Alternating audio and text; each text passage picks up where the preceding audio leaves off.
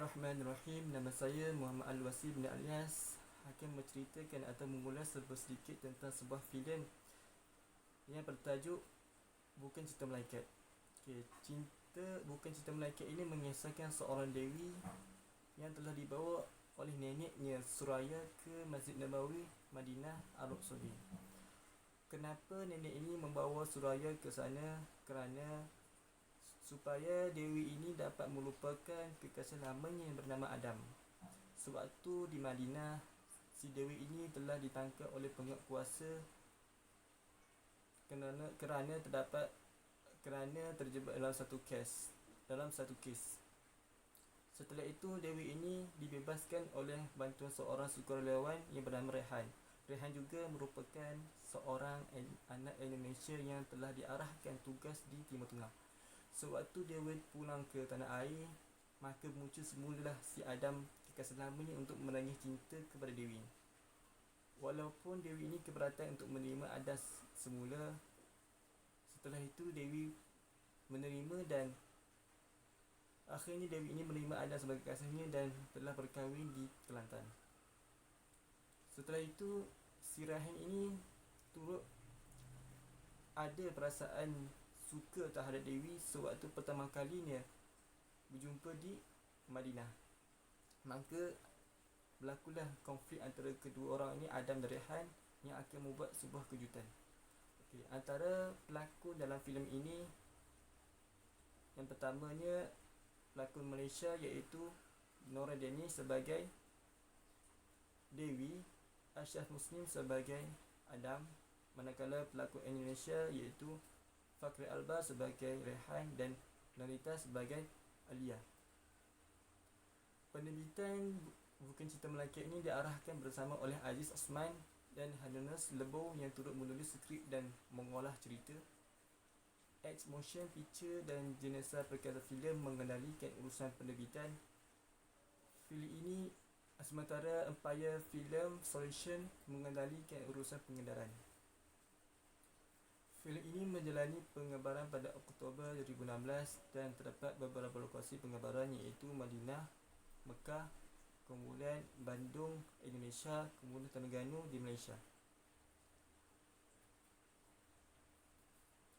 Filem ini menggabungkan pelakon dari Malaysia dan Indonesia seperti mana yang saya sebut tadi, Nora Danish.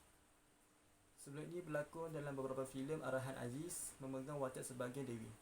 Kemudian Ashraf Muslim memegang watak Adam yang menggunakan sukar untuk mengalas wataknya, memandangkan ia jauh daripada perwatakan sebenarnya. Manakala pelakon Indonesia Fakri Albar yang terkenal dengan peranan filem dan sinetron Indonesia memegang watak sebagai Rehan, manakala Donita memegang watak sebagai Alia. Filem ini ditayang sekitar dalam 105 minit. Kemudian kos pengeluaran sebuah filem ini anggaran dalam 1.2 juta ringgit. Bukan Cinta Malaikat ini dikeluar pada 13 Julai 2017 di Indonesia, manakala di Malaysia 28 Januari 2018. Kemudian trailer rasmi filem ini dikeluarkan pada 24 Mei 2017 bersempena dengan sambutan bulan puasa iaitu Ramadan. Majlis tayangan amal filem ini diadakan di MBO Sterling Mall Damansara, dianjurkan oleh Akademi Remaja Islam Autism. Filem ini mendapat ulasan positif dan pengkritik filem. Syazrin Faizal menulis Mr. Online mendapati impak dan meminta filem ini tidak membuahkan hasil seperti mana yang boleh dilakukan, terutamanya untuk mengangkat imej wanita Islam di kaca mata kaum sejenisnya ataupun juga kaum lelaki sejenis. Maka itu sahaja daripada saya untuk mengulas sedikit tentang sebuah filem bertajuk Bukan Cinta Malaikat. Assalamualaikum warahmatullahi wabarakatuh. Assalamualaikum warahmatullahi wabarakatuh. Bismillahirrahmanirrahim. Nama saya Muhammad Syafiq bin Muhammad Khatib. Nombor metrik I18203116. Jadi seterusnya saya akan menyambung pembentangan daripada kawan saya. Di sini saya akan menceritakan tentang tema movie Bukan Cinta Malaikat. Dalam movie ini Apa yang saya dapat di dalam movie ini iaitu dua tema. Yang pertama adalah tentang cinta, di mana dalam movie ini cinta dia lebih kurang macam cinta tiga segi lah. Dua orang lelaki mencintai seorang perempuan, iaitu Adam dan juga Raihan mencintai Dewi. Pada mulanya Dewi ni dia bercinta dengan Adam, tetapi disebabkan kakak Adam ni dia tak dapat nak terima Dewi, macam-macam lah yang kakak Adam ni buat supaya Dewi dengan Adam ni berpisah. Kemudian bila mereka dah berpisah, si Raihan ni pula datang berjumpa Dewi dan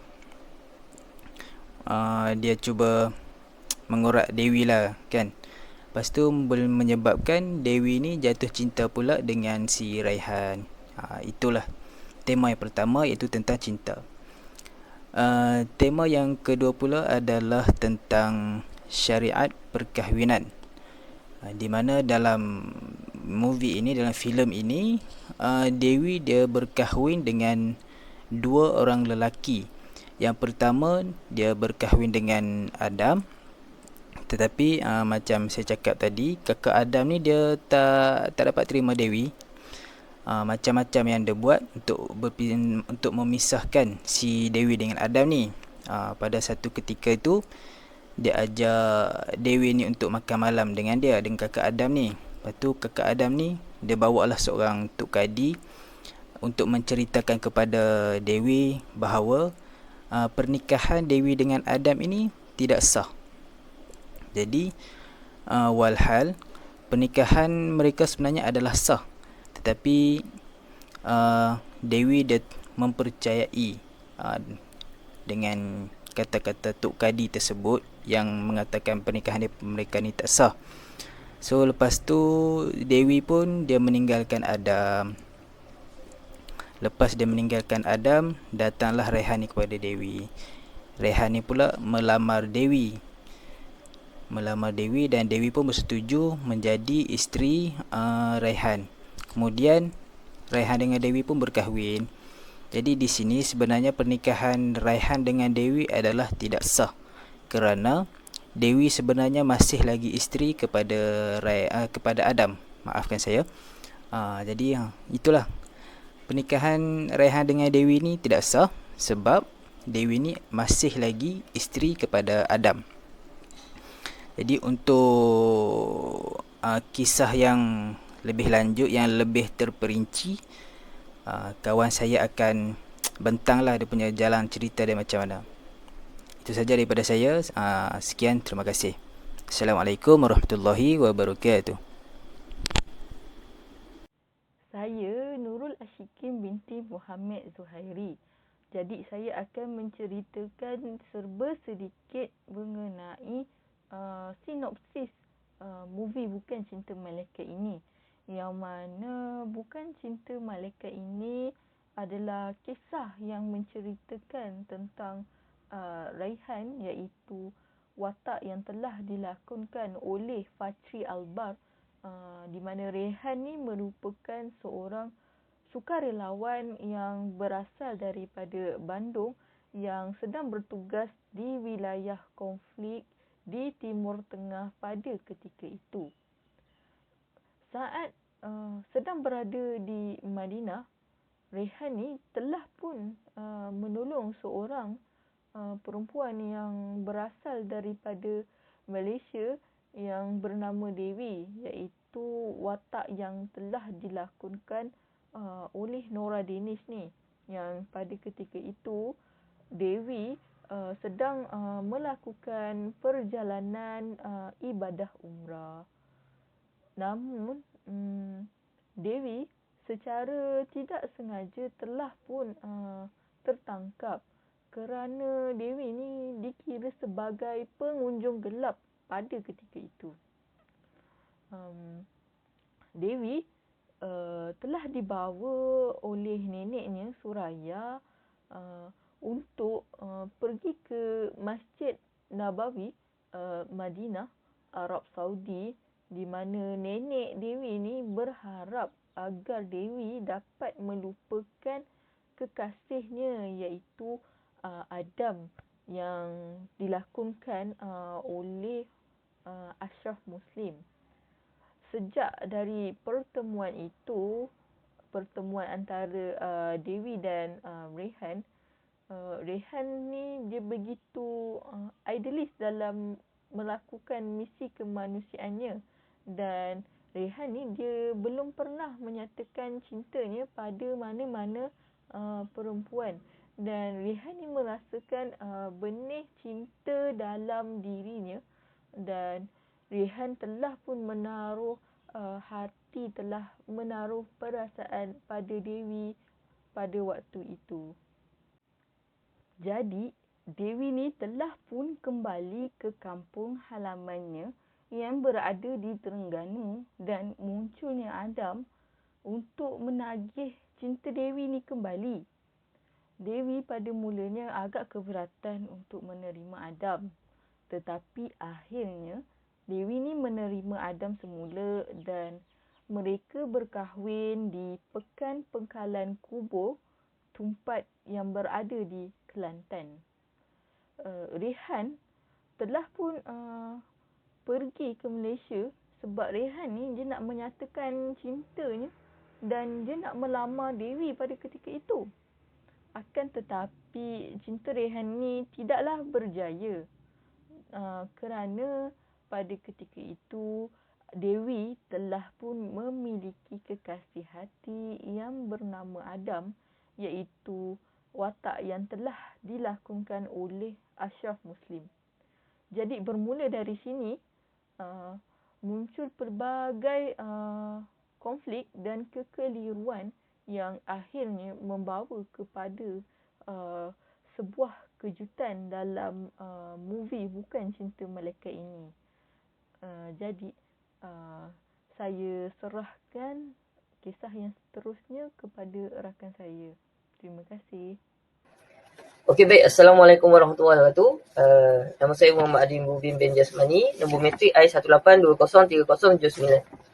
Saya akan sambung daripada rakan saya, iaitu apa konflik-konflik dan hingga perakhiran lah jalan cerita dia. Baik.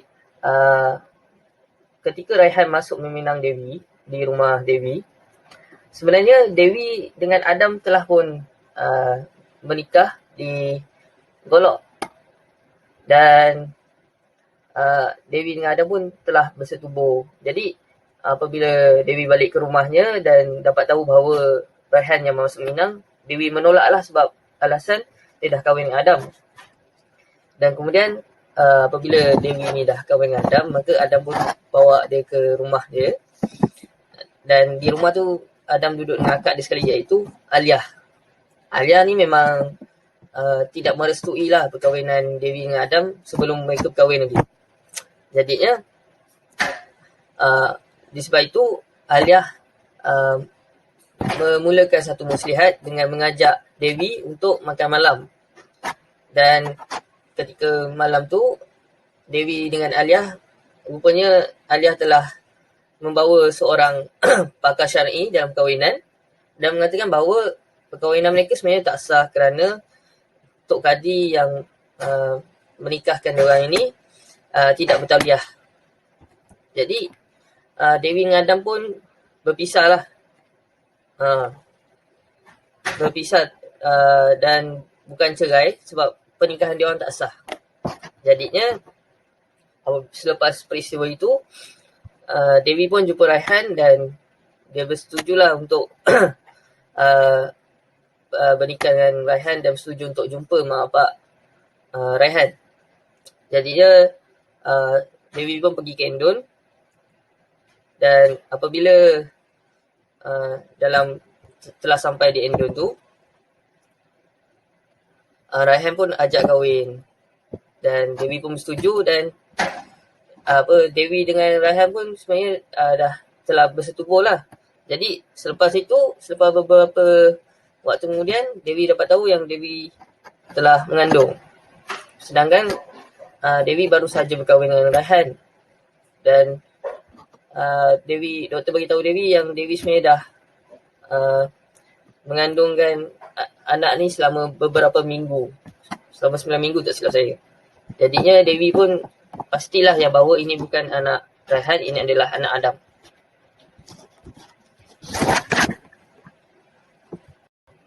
Okey, baik.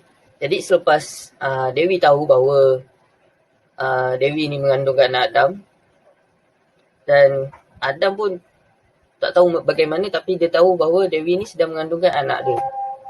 Jadinya Adam pun pergilah ke Endor kerana ingin berjumpa dengan Dewi, kerana dia telah berjumpa dengan beberapa pakar syar'i dan perkahwinan juga, yang mengatakan bahawa perkahwinan dia orang ni sebenarnya sah. Jadinya Adam pun pergilah ke Endor dan bagi tahu Dewi. Jadi Dewi pun macam tak boleh terima, ibarat macam pening. Kan? Dia dah kahwin dengan Raihan kan. Jadi macam mana dia orang punya status ni. Jadi Dewi pun meninggalkan meninggalkan Adam selepas itu. Selepas berlakunya perbalahan di antara mereka. Jadinya Adam pun pergilah berjumpa dengan Raihan selepas itu. Dan kemudian berlakunya satu peristiwa tembak-tembakan, yakni yang dicetuskan oleh kalau antum semua ingat, pada awal perkenalan Dewi dengan Raihan, mereka telah ditahan oleh sekumpulan perompak yang ingin merompak mereka, sekumpulan Arab. Jadinya di situ telah terjadinya kes tembak-tembakan yang melibatkan pembunuhan, dan seorang orang Arab tu dia tak mati. Dia terselamat daripada situ dan dia pun berdendam. Jadi dia pun carilah Raihan ke Endon, dan Raihan pun kena tembak lah dalam peristiwa itu. Jadi Adam pun bawa Raihan ke hospital.